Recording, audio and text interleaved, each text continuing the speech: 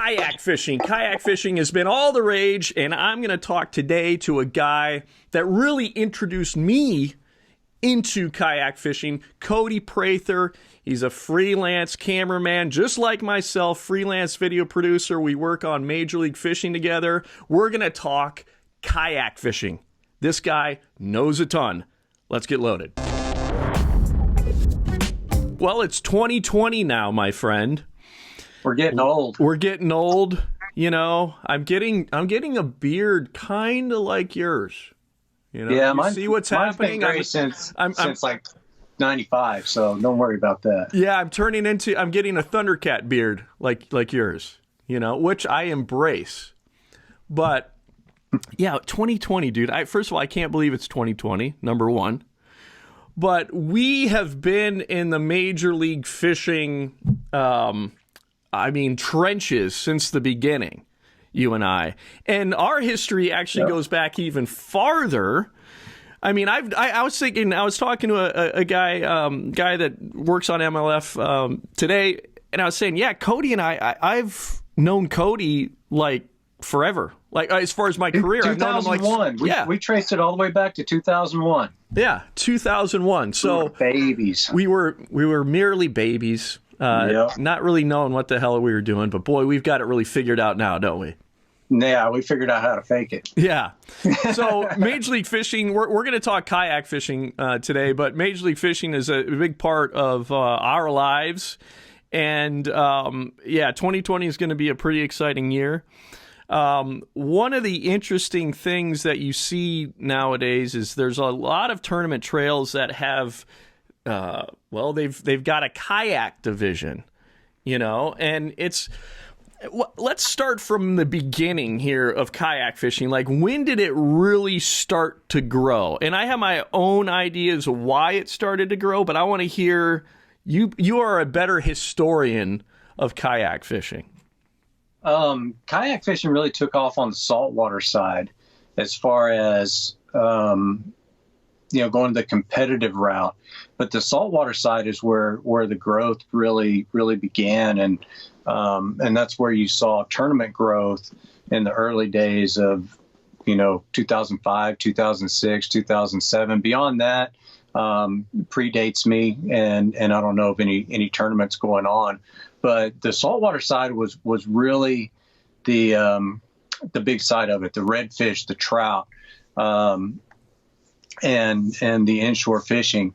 You didn't really see the bass side of it taking off until later, closer to 2009, 2010. There were already a lot of local and regional trails starting to grow, but it seems like that 2010 era, date range, somewhere around there. I could be off a couple of years, but somewhere in there is when it really just started to explode, when you really started seeing the grassroots efforts really start to attract local anglers and getting a lot more people involved, not just because of the ability to access new waters and go out and go fishing, but the competitive side of it as well. And you started seeing companies like Hobie, particularly Hobie, putting a lot of money into advertising and actually putting back into the market. And when they started doing that, of course, more people started getting involved because more people started becoming aware of the fact that, hey, I can go and catch a little green fish in the pond next to the house that I always wanted to go fish. And instead of just walking around on the bank, I can actually get out and go do something. I can go float this river. And I think a lot of people didn't understand that they could do that until the marketing started coming around. I know nobody wants to, give that much credit to the corporate machine, but it works. I mean, you've got to get the word out there. You've got to reach people. And the way you reach people is through advertising. And I think they did a great job doing that. And that helped grow the local communities. And the local communities have always been the backbone of kayak fishing on the freshwater side since the very beginning to even now. I mean, right now, without the local efforts and the local trails that have been going on for the last 10 years or longer, this sport wouldn't exist. So what happened? What was the catalyst that really fired kayak fishing? Like really where it really fired and the snowball started to really grow? I'd say when the local communities really started kayak tournaments. And of course, I'm going to come from the tournament background. As far as introducing people and people going out and changing their lifestyles and getting out just to go fun fish and things like that, I don't have a whole lot of knowledge on that, on the growth there. But the tournament side of it, it really started with the local stuff. And then from the local stuff, you had KBF start online. I mean, the internet just really seemed to bring the whole nation together in a way that nobody's ever been able to do. And the fact that you can do an online tournament in a kayak, because everything's off of inches. So you put a fish on a measuring board, you take a picture, and you send it in for somebody to judge. It started out doing all this on forums. Does anybody remember forums? I have no idea what you're talking about. Yeah, the forums that chat rooms and things like that back in the old days. Isn't it strange that can just Isn't it strange that can just go away? Like there's no reason why it should go away. It's just a website. Overnight, forums just poof gone. The Austin community where I live, we had one of the best forums for kayak fishing that I'd ever seen across the country. And then it just seemed like one year it was there and it was all the rage and that's what everybody did. And the next year, poof, gone. And I know it was still there, but it's Facebook, right? Facebook. Yeah. Yeah. Facebook killed forums. Oh, just destroyed them. That's how we did. That's how we did kayak tournaments.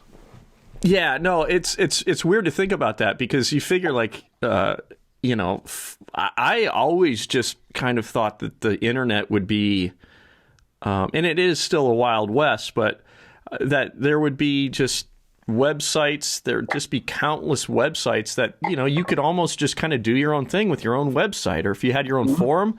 I never saw the internet being something that, monopolies could take hold, and that's kind of what's happened with Facebook and YouTube, and that's exactly what's happened. But it's interesting that it is funny that forums. I haven't thought about forums in years. They're gone. Yeah, absolutely gone. Kind of threw you for a loop on that one, didn't I? Yeah, you're kind of blowing my mind right now. Mm-hmm. That's how it all started. That's how everybody communicated, and that was. That was how you met people from across the country. And then, KBF started their online stuff. And so that kind of brought in the community, or I guess didn't bring it in. It kind of opened up the whole kayak community to nationwide. And so guys were able to compete online against each other. And that was cool and all, but the local trails and the local growth, is what really exploded this sport, because it didn't happen in just one area. I mean, it happened all across the country. And of course, you got certain regions that exploded faster than others. But I mean, in Texas, I think there's 5 or 6 different regional trails going on. You've got the same thing in, Arkansas, Missouri, Tennessee, Alabama, all through the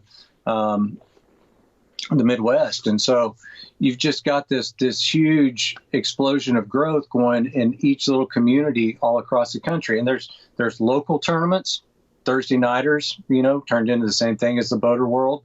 And then you've got, small regional stuff, and then you've got statewide stuff, and then you've got, multi-state tournaments.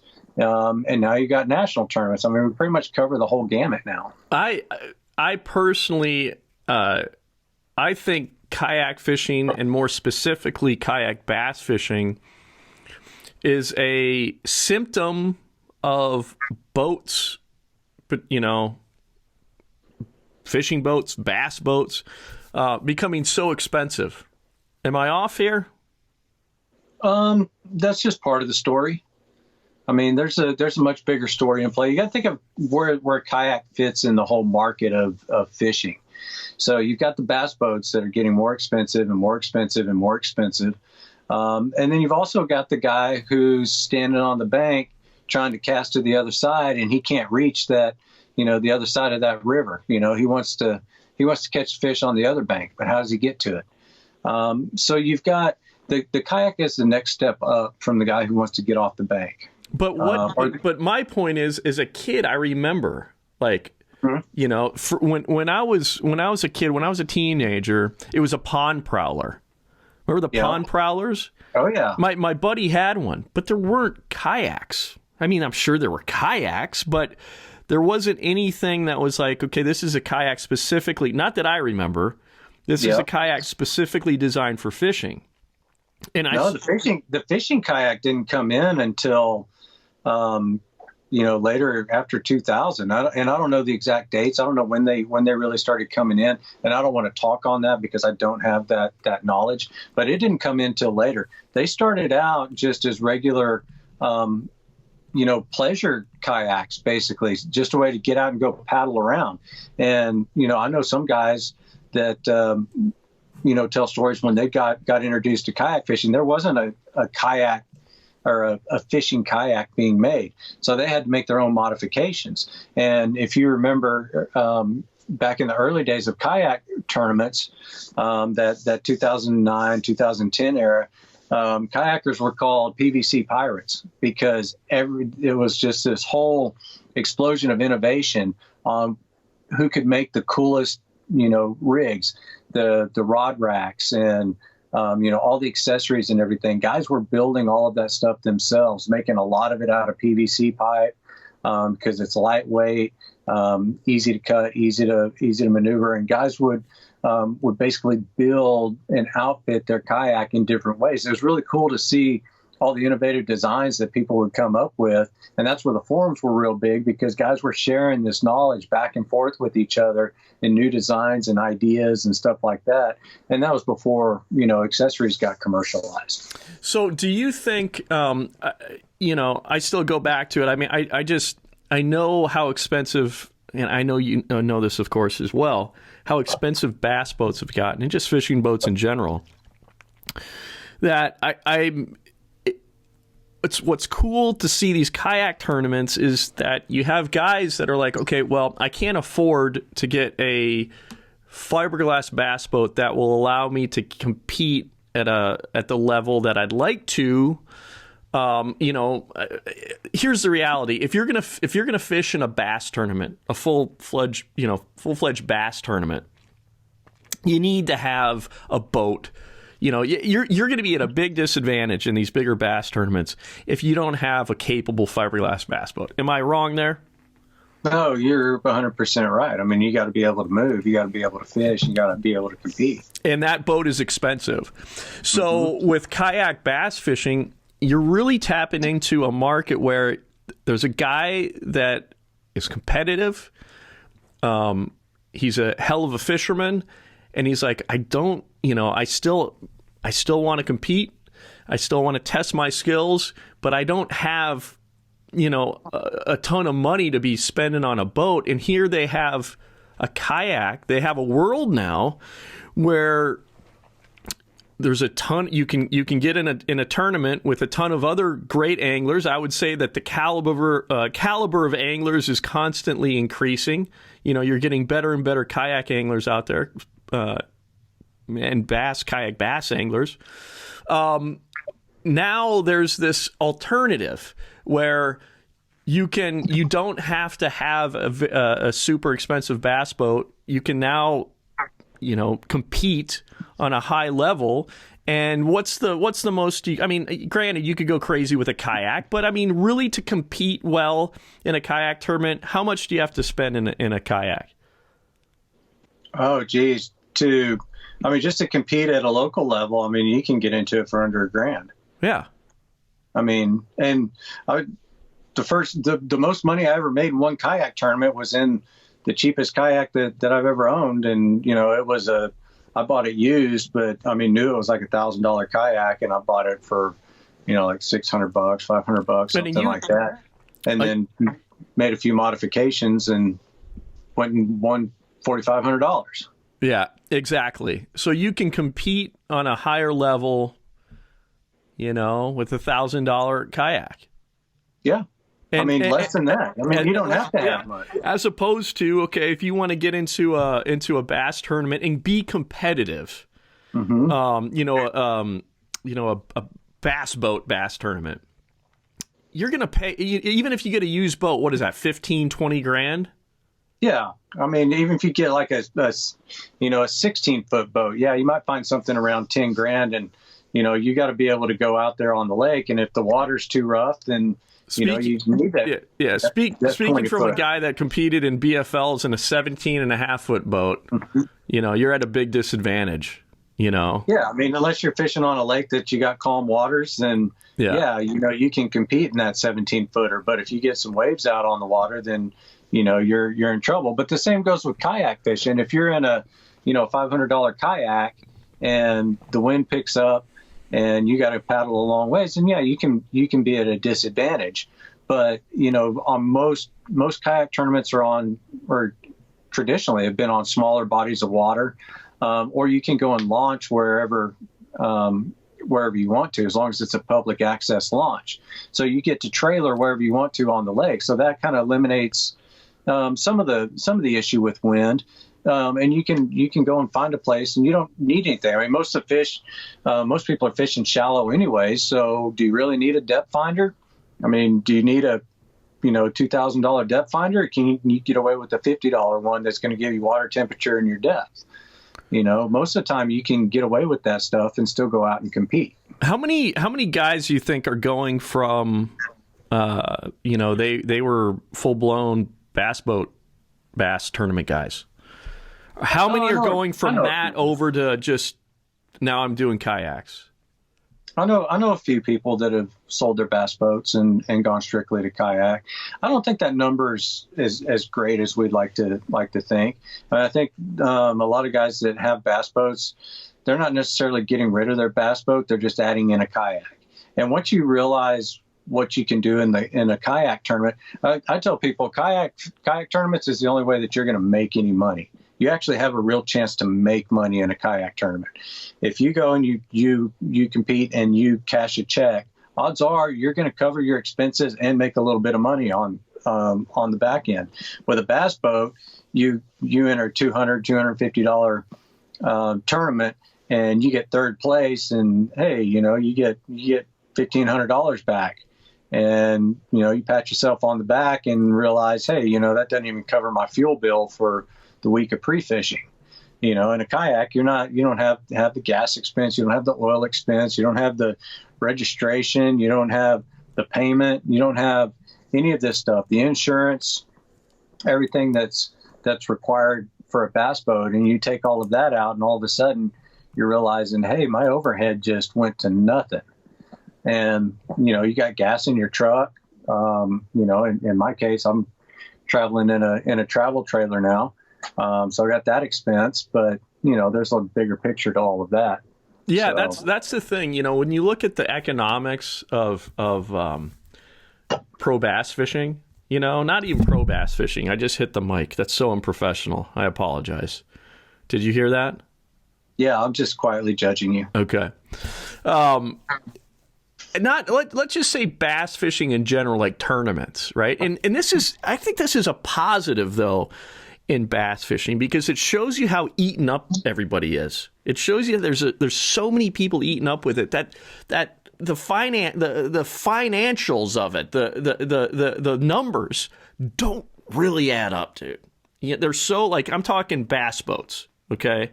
And the expense of the gas and all the stuff you're putting on that, they're way out of whack. They're way out of balance for what you can possibly win, in most bass tournaments. I agree 100%. I mean, there's no way to make money in a bass tournament. Very few people do it. I guess won't say there's no way to do it. But, until you get to the pro level, till you get to Major League Fishing where you're not paying an entry fee, until you get to these levels, I don't know how guys make it. And then you have to think about how much expense went into getting to that level. Now, if you have a bass boat already and you're going to go fishing and you're going to do those things, then, yeah, it makes sense to go and do it. But for somebody like me, I could afford to buy a bass boat. But I don't think I could afford to put gas in it. I don't think I could afford to do the repairs. I don't think I could afford to drag it anywhere. and I certainly wouldn't be able to afford all the pre-fishing days that I need to do and pre-fish the way that you really need to pre-fish for those tournaments, which is running up and down the lake. I mean, burning the fuel, going and really breaking down the lake. I mean, if you want to do it right and you want to win and you're fishing to win, then those are the things that you've got to do. Kayak, you go and you put in somewhere and you spend all day just breaking down a really small area. I think it makes you a better fisherman. I think it makes you a more patient fisherman. And you learn an area intimately. You learn where the fish are, where they came from, and where they're going. And so you basically just follow the fish around in this small area, and you learn a lot more about the fish than, I got to run to this spot. Oh, I need to run to this spot. Oh, let's go check this rock pile. No doubt. Let's go check this brush pile. There's way more fish in an area. I contend there's way more fish in an area than people realize. And I'm a believer that every creek holds a winning bag of fish. Oh, really? Yeah. With Major League Fishing, I've seen some very interesting scenarios play out where, and I credit this entirely to Major League Fishing. I had no idea. I never really believed in the Bassmaster probably still has them. The Rick Taylor, I think his name was Rick Taylor's Astro tables. Oh yeah, remember that? Like the Salooner tables. Yeah, but dude, how many times have you been on the boat? Because we've spent a lot of time fishing Major League Fishing. How many times have you seen where there hasn't been any weather changes or anything, stable, like just weather, bright sun, then all of a sudden the score tracker just lights up. On every part of the lake too. On every part of the lake. Yeah, whole lake just turns on. There's this, I don't know what it is. And so I'm thinking, well, there's something to there. Well, what else could it be if it's not Salooner, or lunar or tidal? So my point in all that is that you're right. There could be a creek where, and I've had this happen many times, fishing, all of us have, where you're like, God, this is the Dead Sea here, Yeah. And it might be the Dead Sea right now, but you leave, and an hour later in that Dead Sea, they could just be firing. And that could be the winning, like you said, the creek, that could be the winning creek. And so, well, I mean, I just think big fish live in every creek. It's just a matter of finding them. And guys in kayaks, you're stuck in one spot, so you have to go and find those fish, and you have to, you stay there and you put your bait in places that, a lot of guys in a bass boat aren't going to do. So you just pick apart an area, with greater detail than you do when you can. Well, they're not here. Let's fire up and take off to the next spot. And you're much more,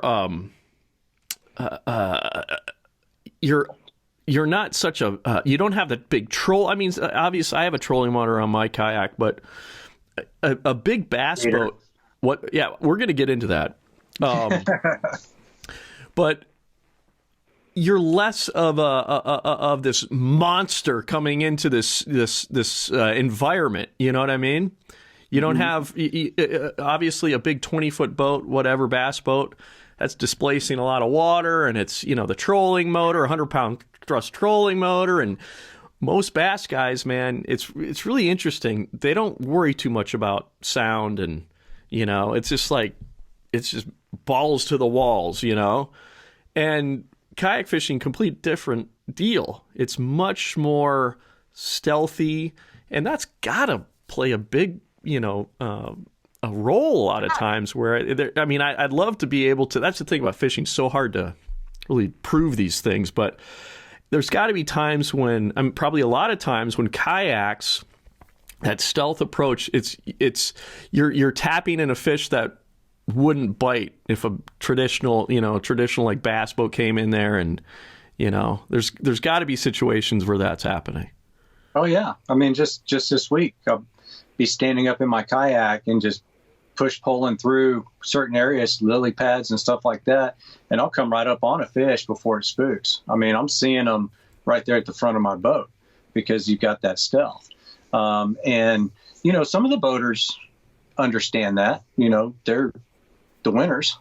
the guys, you've been in boats with guys that, are really picky about how you step and how you close rod lockers and things like that, because they're guys that get real in tune and they do want to be quiet. They want the quietest trolling motor that they can get. They want to sneak in on those fish. They don't want to hit the trolling motor unless they have to. They figured it out. And on the kayak side, I see it all the time. When I go in, there are times I drop I'm sitting there looking at fish or see something going on, accidentally drop my paddle, and it bounces off the kayak, and you see the fish spook, or you get a swirl and you get a blowout, and you realize there was a fish there. It's very stealthy. They're red fishing. I've almost bumped them with my kayak before they knew I was there. As long as you're not making noise and ripples and things like that, fish doesn't have any reason to be afraid of you. Right. So talk about the state of, obviously, I follow a gentleman on Instagram, and he's subscribed to Angling Uploaded here, the YouTube channel. And he's got his channel's just blowing up right now. His name's Kayak Catfish. He's got a great Instagram account, and also his YouTube channel is, like I said, blowing up. But so he's fishing for catfish out of a kayak, and that's something. Just in general, kayak fishing for all species is getting popular, but with bass fishing in particular, that's where I would say that you're seeing the most explosion, and the competitive side of things is really, really big.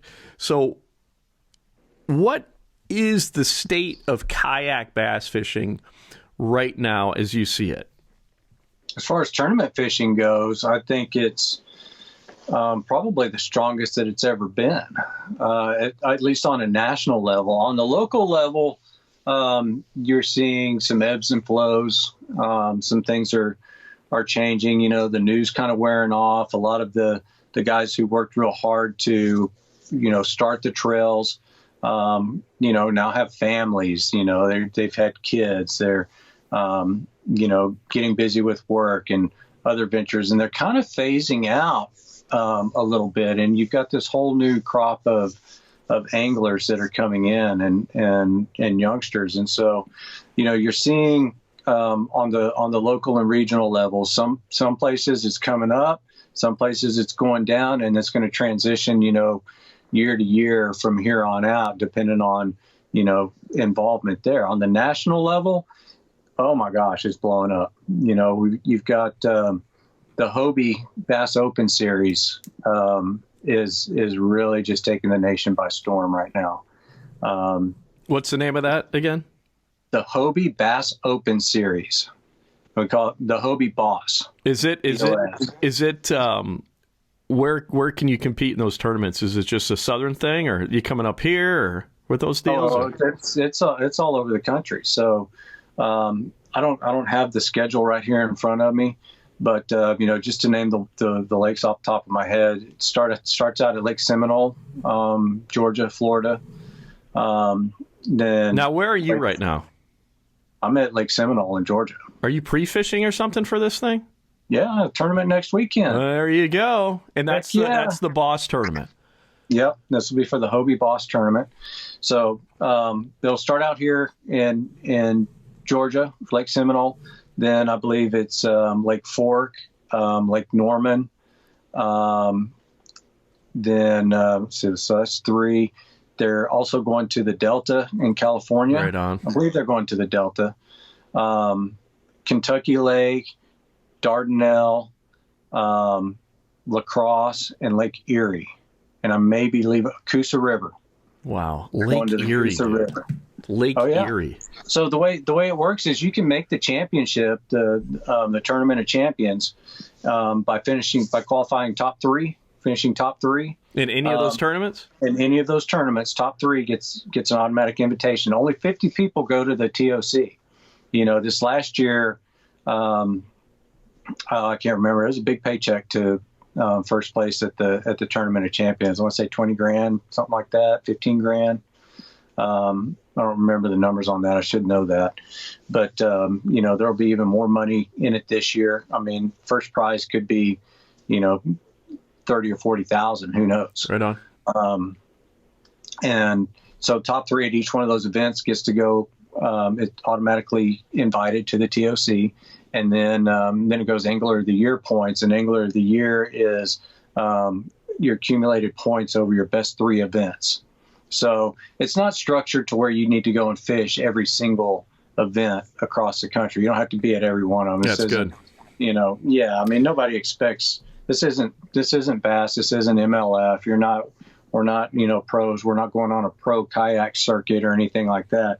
But the guys who can get out and commit to the tournaments are going to have a better chance of making the TOC. Well, I got to tell you right now, I want to know when that lacrosse tournament is. Do you know the dates for that lacrosse? Please tell me they don't conflict, because I would consider that. Like, what's the entry fee? Well, let me $240, $235, something like that. I can't remember.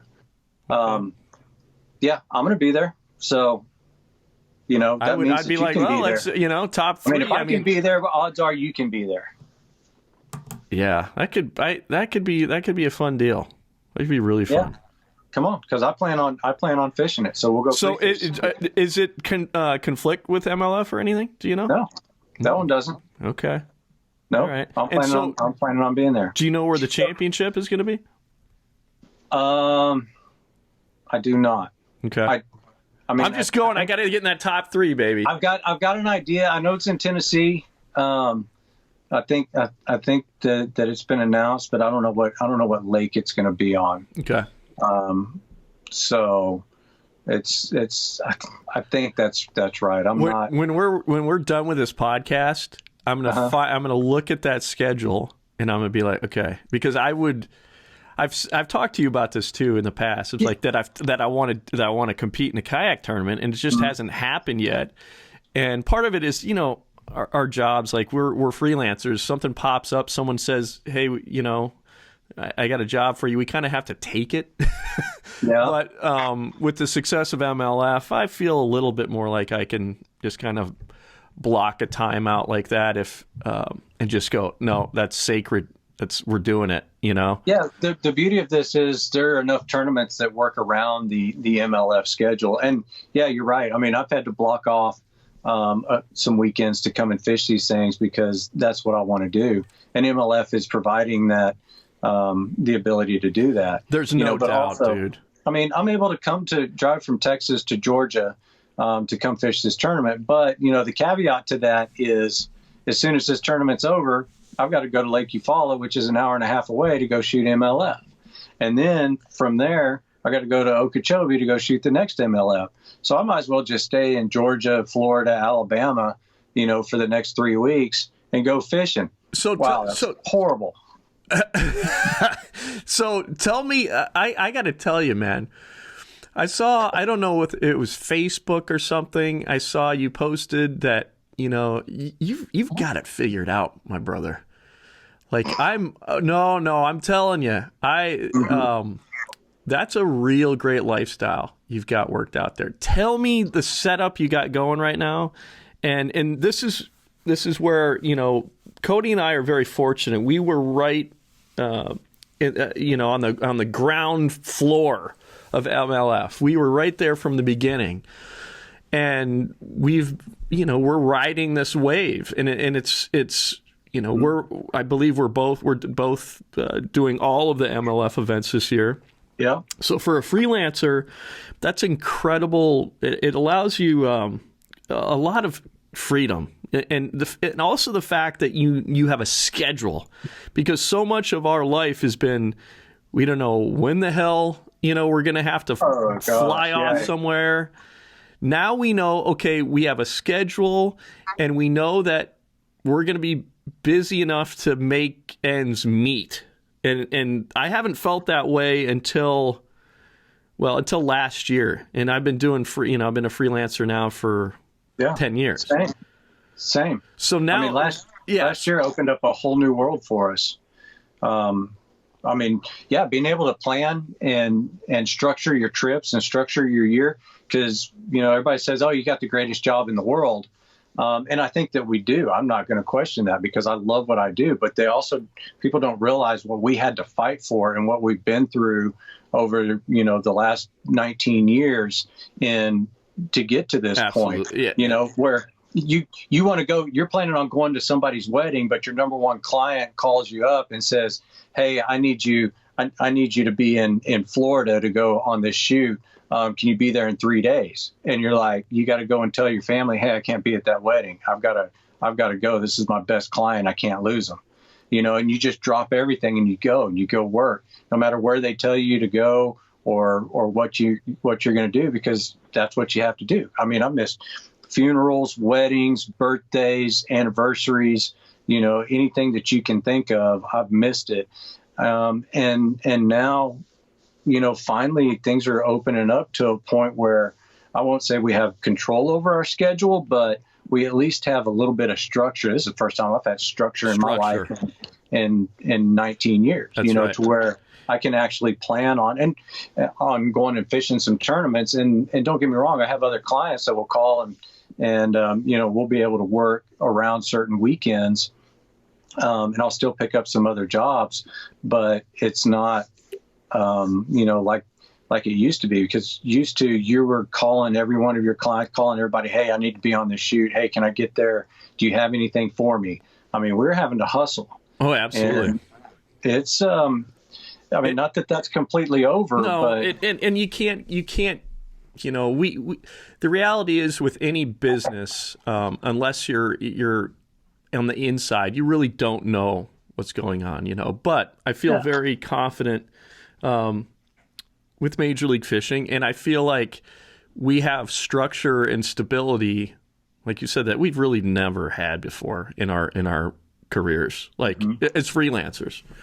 You know, I hope it lasts. Yeah, me too. Really, me too. really Me too. I've done a little commentary on this channel before about what I think of MLF and MLF buying FLW. You know, obviously I'm biased, but I think this, and we've talked about this. I've loved bass fishing for a very long time, competitive bass fishing tournaments for a very long time, and it needed a shot in the arm.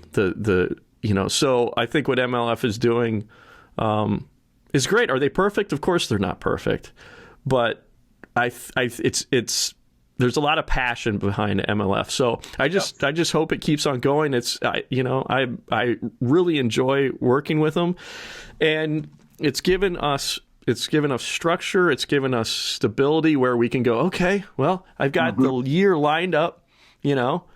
Okay. and it allows for what you're doing, which you bought this trailer, okay, which is so awesome. So it's a badass trailer, dude. I mean, I'm liking it. I love that lifestyle. You know, and my wife we've talked about it, like getting a trailer and just going, just bailing out in Minnesota, out of Minnesota in the winter, and doing what you're doing and travel. You know, so and. That's a pretty awesome lifestyle where you take your truck, you got your trailer, you got everything, your kayaks, and you're going fishing. There's a freedom there that I think is really it's wonderful. Yeah, the beauty is I wake up early in the morning and I look outside and I think, you know what, I don't feel like going fishing right now. So I go and make some bacon and eggs, and I sit there and I'll sip on some coffee, walk around a little bit, and about noon I think, you know what? I think I want to go fishing. Yeah, I'm not much of a morning person either. and the lake, I'm right next to the lake, so I just take my kayak and I wheel it down to the lake, grab 5 or 6 rods, and hop in the kayak and go fishing for 2 hours. You know, it's not like I've got to go and load up the boat and drive an hour and a half. I mean, normally I do if I'm home, but it's kind of nice, but, to kind of what that's opening up back to the state of kayak fishing, we talked about, the Hobie Boss stuff, but as soon as I get done with all the MLF shoots, the shoot at Lake Okeechobee, I'm hightailing it over to Logan Martin, where Bass is having their first kayak tournament of the year, because Bass, BASS, yeah, the big boys, they've started up a kayak trail. Wild West series. Bass Trail Yep, has started Wild up a West. kayak Yep. trail. California. So, yeah. They're up and running. But yeah, I mean, we're going to go fish on Logan Martin the day before the Bassmaster Classic starts. And I think our weigh-ins on the classic stage and all that stuff, I don't know. I'm not sure how all of that's going to work. But I mean, as far as the state of kayak fishing goes on a national level, man, it's exploding. Yeah. I mean, there's, I think the Hobie tournaments right now is probably, I mean, in my opinion, of course, I'm awful close to it. So, but it's really the best thing going right now.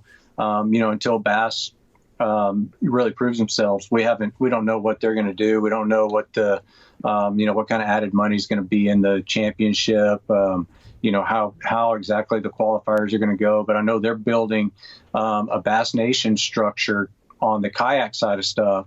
So, the growth of the kayak community nationwide can really be huge, because the Bass Nation program is a tried and true model that's been around for years and years and years.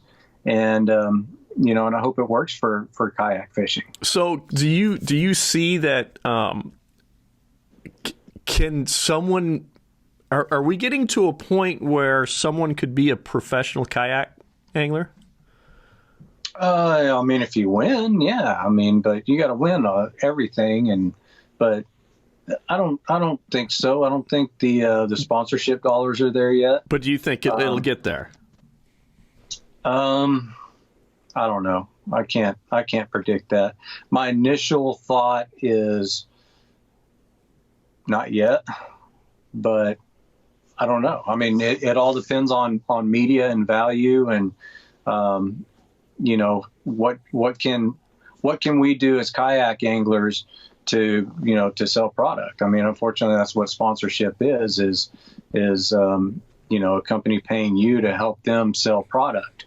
They don't sponsor us for a pretty face. We need to be able to sell product. And I don't know that the kayakers have that ability to get, big bucks like, Edwin Evers or Kevin Van Dam or, these guys who are making a living doing this stuff. But you wonder what the end game is going to be for these organizations that are doing this, that are growing this. I mean, obviously for like Hobie, they want to sell more, more of their kayaks and get more people involved in kayak fishing. Makes perfect sense.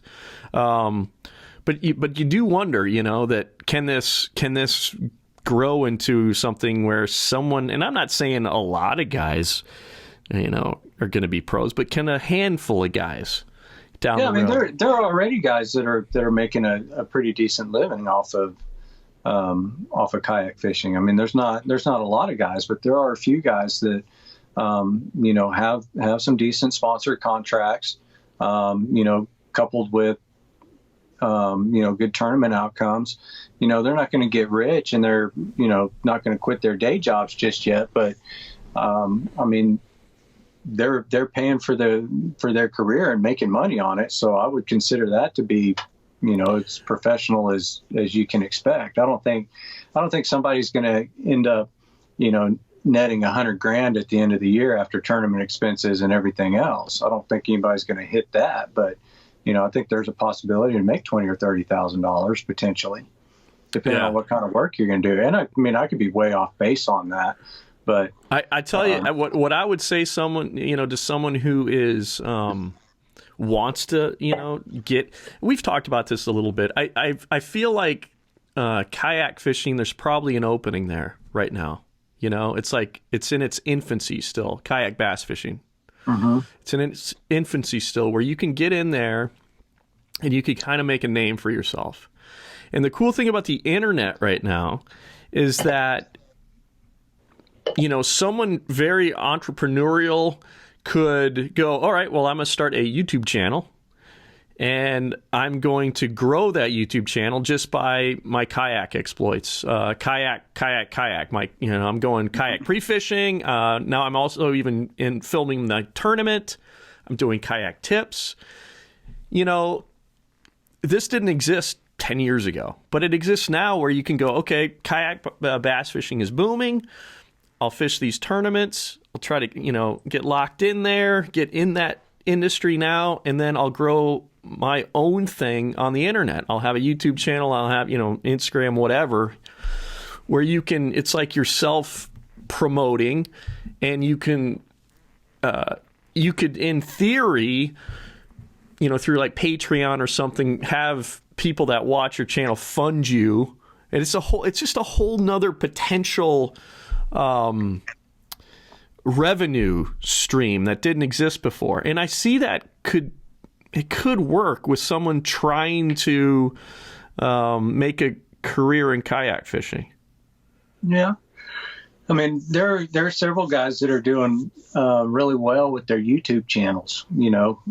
Greg Blanchard's one that comes to mind. Yeah.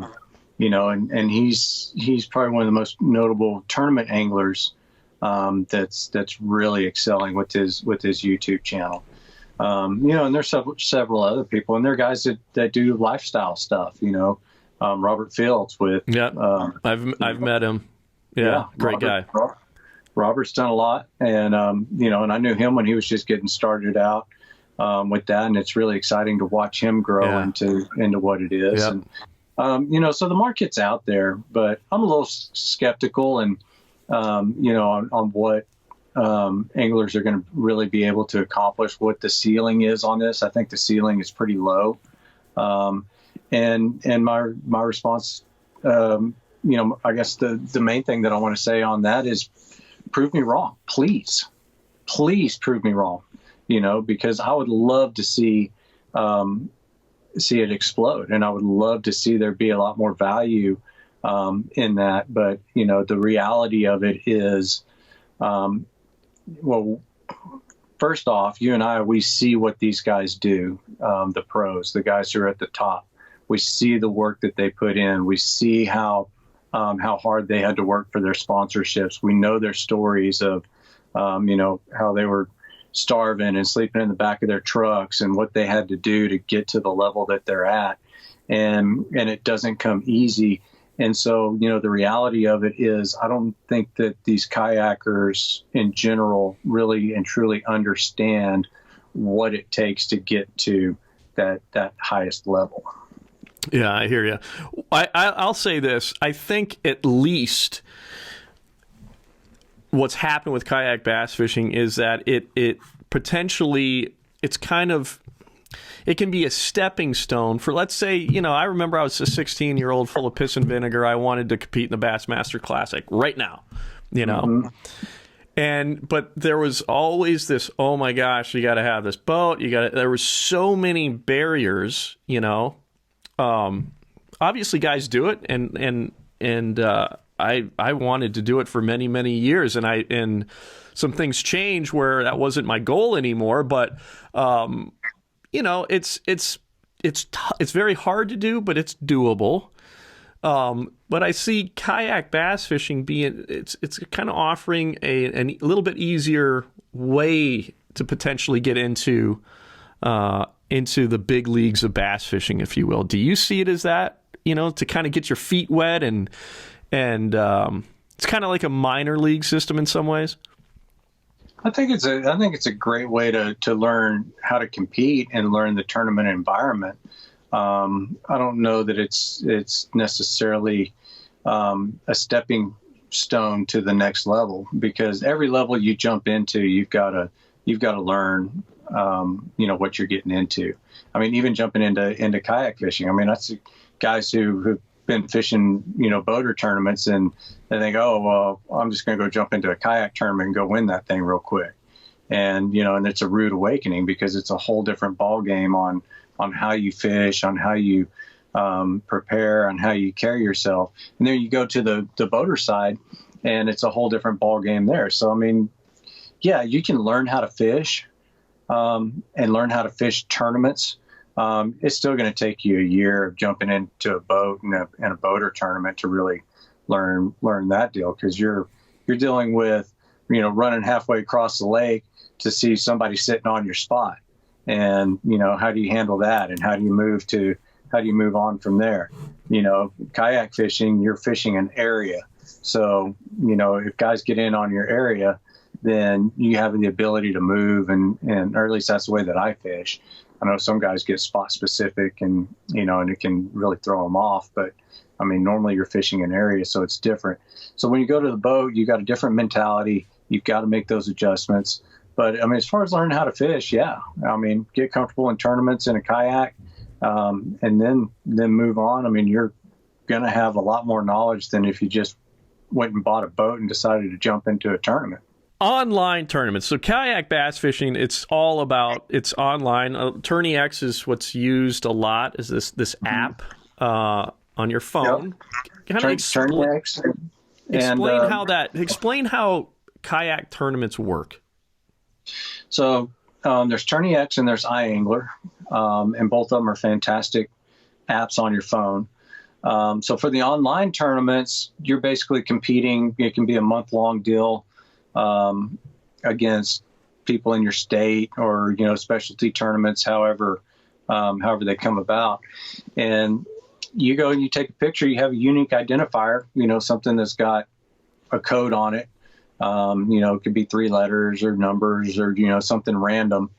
And in a picture, every one of them's different.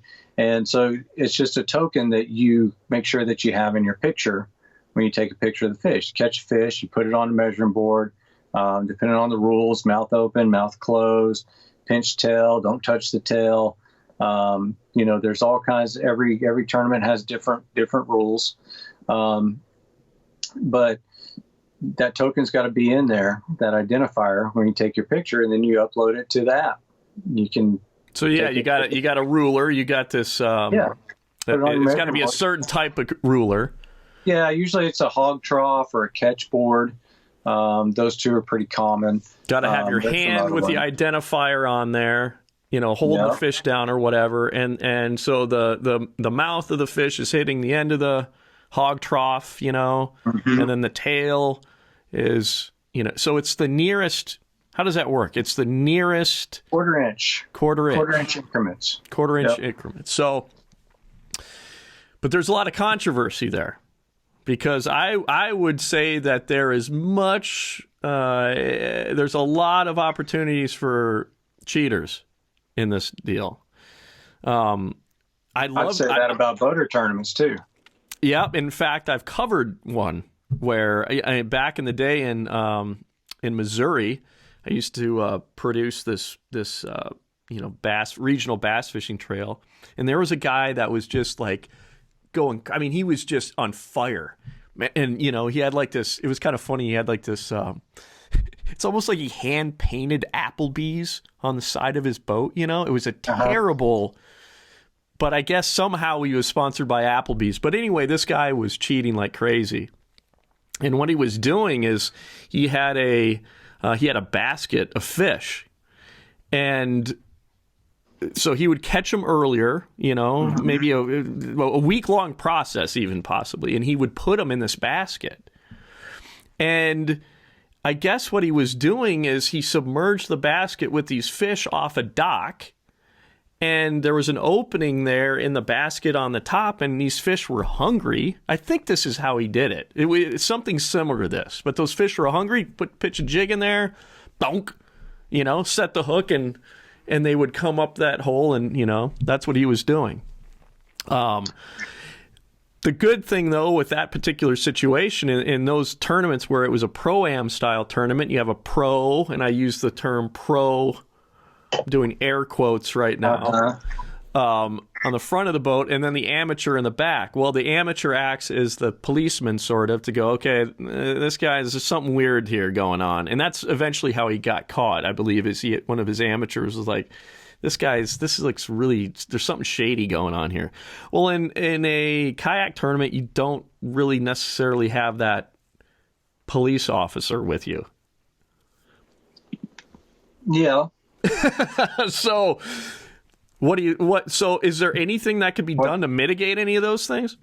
I mean, what's the difference in that and a team tournament? There's not a true. placement on a team tournament, and most of the tournaments in the country these days that aren't professional tournaments are team tournaments. Right. So the way you get around it is you have the polygraph examiner. Yeah, you polygraph. Some trails do it, some trails don't. Normally you're not fishing by yourself. I mean, you're not going to go and have a super secret spot, get away from everybody. You don't know who's going to be there and who's not. I mean, we kind of watch each other and police that. But I mean, there's really there are certain things that you just can't stop. I mean, cheating's been going on in bass boat tournaments forever. And cheating's been going on in kayak tournaments. The thing I say about kayak tournaments is it looks like we get a bad rap because there have been several instances of cheating. And my response to that is, yeah, because they get caught. People are getting caught. They're not getting away with it for extended periods of time. They're getting caught pretty quick. And so, of course, you're going to hear about these cheating incidences because they get caught. But I think as a whole, kayak fishing is pretty legit. There's a lot of tournament director features built into these apps, iAngler and TourneyX, that will, for instance, they'll tell the tournament director, hey, this guy caught a fish that's real similar in size from 100 yards away in the same general vicinity, and it kind of flags certain things. The app does that itself. Yeah, in iAngler or TourneyX? TourneyX, and I'm not real. I mean, I haven't run those apps on the tournament director side in a long time, but as far as what I hear, they've got a lot of these features in play that just kind of you can set different parameters on things that'll flag, stuff that just similarities, things that you need to look at as a tournament director because you may judge 1,000 fish in a day. That's pretty cool. I didn't know that was happening on those apps. Oh yeah, there's GPS coordinates that are coming in for every fish that's caught. So the tournament director knows that you're on that lake, knows where you are on that lake, and and if 5 fish come from one general area and it throws up a red flag and somebody needs to go look for a basket or something, then it can be done. And then there's usually a boat out on the water. With either camera crew or just a marshal out there. So if the tournament director sees something that's a little fishy or word gets back that, hey, we need to go and look at this, then there's somebody out there that can go and police that. It's not. Yeah, there are ways to cheat. If you want to cheat, you're going to find a way to cheat. I mean, it's just one of those things. Very true. You're going to do that in any pro tournament. I mean, if you don't have to take a polygraph, then it makes things a little bit easier. But the polygraph kind of levels that out a little bit. So this is going to be. I kind of know what the answer is already on this question, mm-hmm. But what is your answer? What your answer is going to be? Okay, I'm not going to have the same answer. What is the best kayak out there for bass fishing? The best kayak for bass fishing tournaments. The Hobie Pro Angler 360. And why is that? I mean, you've got complete control over the kayak. You can go in any direction that you want to. Any breath of wind that comes, you've got just a little handle right there that you turn, and you can take your kayak sideways, any direction. You hook a fish under a dock, and you need to go against the wind one direction. You just turn the kayak and you go that direction. You don't have to build up speed and hit your rudder to do a sharp turn to go into a different direction. You don't have to kick your trolling motor one way or the other. You just point the dial which direction you want to go, and you start kicking your pedals, and it's going to take you in that direction. Does the Hobie Pro Angler have swivel seats? No. That's going to be that's a that's a negative. But kayak fishing was built on innovation. So, get off your butt and design your own. I can't design anything. Are you telling me to design something? Yeah, not going to happen. Yeah, if that's a deal breaker. That's why I just stay with a new canoe. It's already designed perfectly for me. Oh, okay. So, what's the second best kayak then, in your opinion? Tell me your top 5. Oh, not even that. Tell me your top 3 best kayaks on the market. I'm really, really brand oriented on this. The Hobie Pro Angler 360, the 14-foot model, because I like the 14s. And then the next one would be a toss-up between the Pro Angler 14 and the Hobie Outback. So all just Hobies. The new Outback. Yeah, and that's because I haven't been in the blue sky. I wanted to go and check out the blue skies. Are you talking about their catamaran that they have, or? Yeah, but they're legal in kayak tournaments. I look at that. They're basically calling them a kayak. Yeah, I look at that platform. I go, dude, if I was on a reservoir, that's what I'd have. If I was fishing reservoirs, or even just lakes, but that would be it. But if you want to talk the most versatile kayak out there for rivers, lakes, streams, ponds, the Hobie Outback. I mean, that's what I'm fishing in now. And I own a Pro Angler 14, and I left that in Texas, and I brought my Outback because my Outback, I feel like I can put on any body of water at any time and be competitive. We should.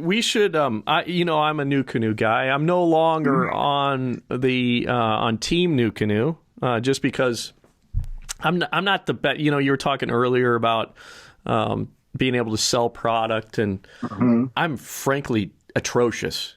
And I felt like, I felt like I wasn't really, there was no reason for me to be on the, I mean, I think the world of the company, I think the world of their product. But, I'm not good at that stuff. So I just felt like it doesn't make any sense for me to be on their team anymore. But I still will sing their praises, and it would be fun to get together and do kind of like a, I don't know, we could have like a duel or something like a competition where, how would we do that? Remember back in the day they had, what was that? They had remember they tried to do boat racing in bass fishing. Remember that? Remember that was like, it was like, it was, I don't remember it was like in the late 90s or early 2000s. There was this just a flash in the pan bass fishing, and it was all the pros, but it was like it was a combination of boat handling skills, and so there was a course, like a racing course, and then there was then they also bass fished, but we should try to do something like that. Hobie against New Canoe. Well, bring it on. Of course, you're going to have your trolling motor, so that's what I wanted to talk about. So you don't think you think trolling motor is cheating? Oh, I don't care. No, I don't think a trolling motor is cheating. If you're fun fishing, do what you want. Get out and do whatever it's going to take for you to get out on the water. In kayak tournaments, the Hobie tournament is no trolling motor. You can pre-fish with a trolling motor, but you can't tournament day. You can't use your trolling motor. It's paddle or pedal only. That's for the Boss tournaments? Yeah, for the Hobie Boss. And I'm 100% for that, because you already have kayak bass fishing that allows you to run trolling motors and, basically small outboards. Whatever, for their tournaments. And then you've got Bass, and I believe Bass allows you to use trolling motors for their tournaments. So, to me, the Hobie tournaments hit that other niche of, okay, let's keep it pure. And personally, I prefer that. But in all reality, I don't care. Guys are winning some tournaments in with trolling motors, but it's not consistent. I mean, everybody I feel like competes equally. You still got to find the fish, you still got to catch them, and and if you're in shape, you don't need the trolling motor. But everybody says, therein lies the problem. Yeah, if you're in shape, and I mean, which to me is part of kayak fishing, is part of the exercise. I mean, it's a sport. Make it a sport, let there be some physicality to it. Yeah, I'll say that I understand that argument. But, I mean, and I'm not even going to get into that argument, because the reality of it is I really don't care. I don't care if somebody comes with a trolling motor. I mean, I'm still going to compete against them. I'm not going to sit around and say, oh, they're cheating. They've got an advantage that I don't have.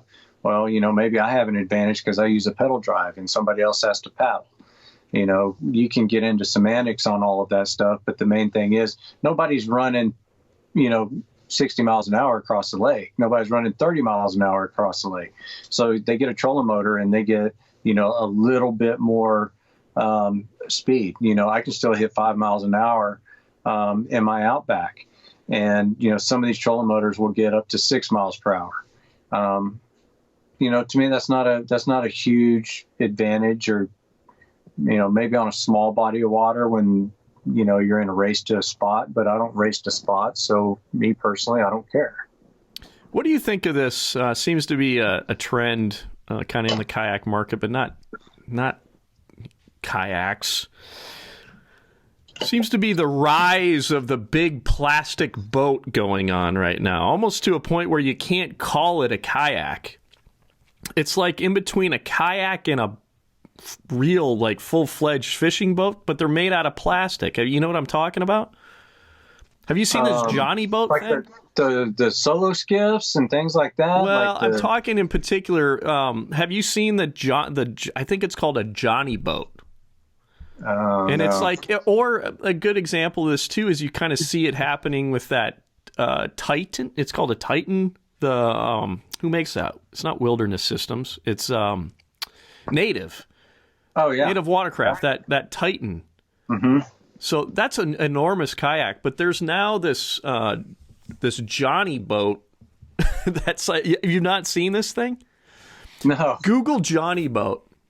Okay. And it's just this. It's like a tub. Maybe I have seen it.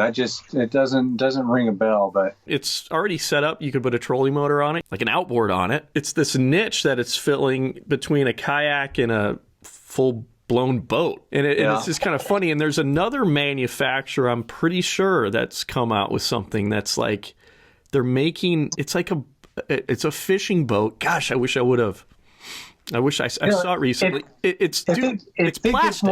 If it gets more people on the water, then more power to them. Yeah. Yeah. I think I'm all for innovation and new companies like that. I mean, because if it's going to get one more person out on the water, if it's going to get one more father that's going to take his kids out on the water and introduce them to the outdoors, then I'm all for it. I mean, any way to get people outside and get people into onto the water, fishing, or, I mean, just anything. Go for a hike, or, go for a boat ride, or whatever. As long as they're spending time together and doing it, I'm all for it. And I agree. And I think there is a real market for that. I think there's a market where, with a plastic boat where, I mean, you can do amazing things with plastic, with molding, and mm-hmm. There's no reason why you can't build a bigger plastic boat that has features that, you keep it under 10 grand, under 5 grand, something around there, where it's like, wait a minute, okay, and heck, it's durable.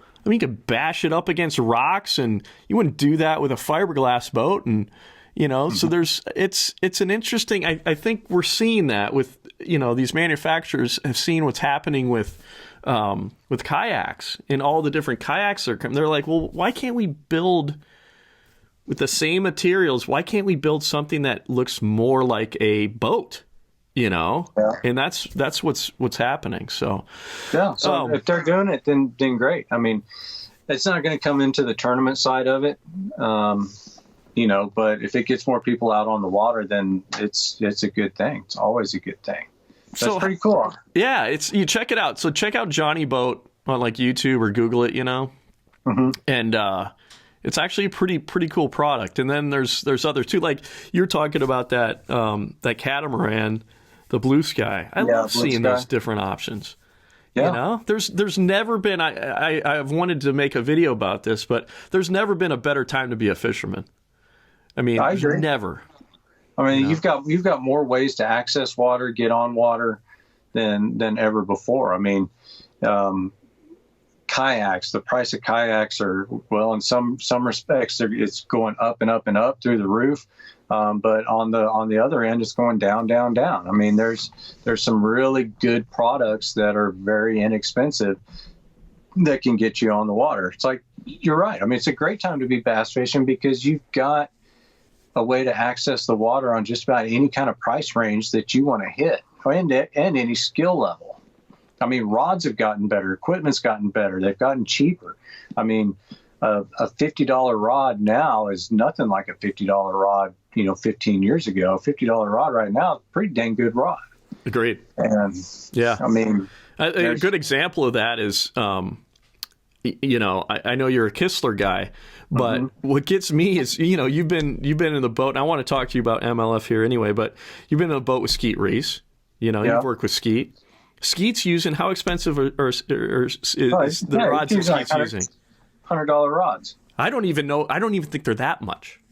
Really? They're not even $100 rods. And well, I see Bobby Lane. He's got Abu Veritas rods on his deck. Those are $100 rods. Yeah. You see a lot of these guys that will have the lower end models on their deck. And there's a lot of techniques that you don't have to have a $250 rod. Absolutely. Yeah. So what have you learned? We obviously we're both fishermen and we're both camera guys. And I feel like one of the reasons why, what we do as camera guys for Major League Fishing can be very taxing, mentally and physically. But I really get a kick out of it because I'm a fisherman, and you get a window into a world that few people really get to see. Yeah, people see they see the polished product, but we're seeing everything raw, and we see things that these guys are doing that they don't want the cameras to see, How has Major League Fishing, well, first of all, has it helped you as a fisherman? And if so, how has it helped you as a fisherman? It's helped me in a lot of ways as a fisherman, and I would say it's more the mental game than anything. I've learned you don't get intimidated by people. I mean, I haven't fished against these guys. I'm coming out to a national tournament and I see these guys who've been winners and all that, and you want to get intimidated. And it's like, you don't have time for that. You don't even think about that anymore. The mental game, the thing that does not come across on television that you'll never be able to see on TV is the mental game. You can't see Kevin Van Dam's mental toughness just by watching him on TV. I mean, when you spend all day, you don't get the whole roller coaster ride of emotion, the up and the down. You see parts of it and you get glimpses of it, but when you're with an angler all day long and you see them, the peaks and the valleys and how they overcome that and their decision making when they leave a place and you always ask them, okay, why are we leaving this area? And, a lot of times it doesn't make it onto TV. But, you get inside their head and you kind of start learning how they think. And the mental aspect of it is the part that I think is more valuable than any technique. Everybody gets too caught up in techniques. I mean, you overcomplicate the situation, and the mental game is what you need to be working on. You start working on the mental game, and you're going to start winning tournaments or putting yourself in contention. And I will say I agree 100%. And I think one of, just in general in my career, first working for Bass Pro Shops and then freelance and whatnot, just always, I mean, heck, we've been doing this the same amount of time, 20 years, you know. In that time, you know, I've seen, I mean, we've worked with the best in the industry, and you see commonalities. And I mean, the best guys know how to grind, man, and they know that they don't flip out if they lose a fish. I mean, Ike and Ellie flips out. Well, he flips out if he loses one or catches one. So, yeah, you know, right. But it's you got to grind, man, and it's a marathon. And keep your head in the game. Keep on making presentations. I've always felt this way about Van Dam. One of the major keys to Van Dam's success is that, and there's a lot of people now that these younger guys, I put Wheeler in this category, Jacob Wheeler, that are maybe even better at being Kevin Van Dam than Kevin Van Dam is. Where they know that it's kind of a mathematical equation, like you have this much time in the day, and the more presentations that you make, you know, the more chance you have of, you know, catching fish. And I think Van Dam was the first. I know for sure Van Dam was the first to be like, it's efficiency and it's presentations and it's an equation. At the end, you'll have more. You'll catch more fish in the day. But Van Dam is also very, very good at triggering fish. Yeah. Bass are highly triggerable. That's why he uses, for the most part, you know, presentations that are reaction presentations, jerkbait, spinnerbait, and he's changing the retrieve speed, and you know. So it's those two in particular where I think Van Dam has really excelled in his career, is he's making more presentations in a day's time, and he's also knows how to trigger fish very well. There's other things too, but I think those are two big ones. And then just also with him is just he knows how to grind. He knows that this is a marathon, and you just put your head down and you keep going, you know. And that's what I've really learned from just 20 years of doing this, but in particular Major League Fishing as well, you know, is that you don't, everybody makes mistakes. I mean, we've seen it. That's the other thing too. It's helped me to just relax more because I've seen Van Dam get amazingly bad backlashes, you know. It doesn't happen very often, but I'm like, oh yeah, wait a minute, he's human. You know, you see that when we're making television and when that raw footage is then edited and polished, it really puts everybody on a pedestal, you know. It's the glamour of television, but we see the rawness of everything, and we know that these guys are human. They're very good, but we also go, okay, these guys are not they're not infallible, you know. And that's what I've kind of taken. I don't think if I didn't have that experience, I think I'd be a much more wound up angler. I'd get much more annoyed at myself if I didn't go, oh, this happens to everybody. I've seen it. I've seen it happen to the best. You know? Yeah, I mean, I've seen guys how they can stay mentally tough when when they're fishing for 5 bites. Because before MLF, we were filming, the 5 fish tournaments. And, I've seen those guys. I mean, I remember one time I was with Boyd Duckett on a PAA tournament. He said, I'm going to get 5 bites today. And if I land all 5 of those fish, I'm going to win. And he jumped a 5-pounder off right at the front of the boat and he didn't get another bite. He was exactly right. I mean, these guys know, and they just know how to grind, like you said. And, the very first MLF World Championship, I was with Bobby Lane when he won. And I don't remember seeing it in the show, and it might have been there, but it wasn't a significant part. But he had a 5-pounder jump off right at the boat, and it had the ability to completely crater his day. But the reason I say it may not have made the show is because I don't think he ever said a word about it again the rest of the day until afterwards when I asked him about it. But he was so focused on not letting that be a part of it, so focused on what lies ahead and not what just happened, that he didn't let it knock him out. He just kind of had a bad look on his face. It hurt a little bit. He took the sting, fixed his bait, made another cast, and kept on going. And you see that from certain guys, and those are the guys that win. Yeah, those are the guys that do well, for sure. Well, we should probably wrap this up, my friend. Yeah, that's my bedtime. I'm tired. Yeah, you're on Eastern time, so a little late, but I appreciate you talking with me. It's good to see you. You are so fit and trim. I am so proud of you. I mean, you got big biceps, and not to get weird. That's a little awkward, but that's okay. You're a sexy beast, so it'll work out. But no, you get beat up on boats. We're getting old. You either get in shape or you get sent out to pasture. And I want to keep shooting MLF for many, many years. Yeah, absolutely. So I recommend it. It's not because I want to be. It's just because I blew my back out last year.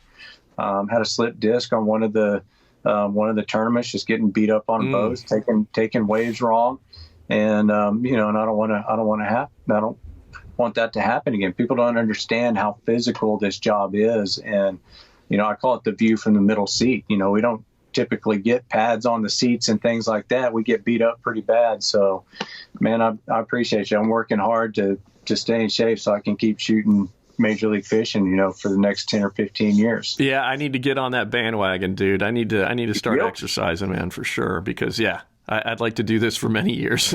Yep. Get rid of your trolling motor. Yeah, well, I don't. That's going to be tough. I don't know. I really like that trolling motor. Yeah. Is there anything you want to promote? No, I mean just the Hobie Boss, and then maybe a workout routine.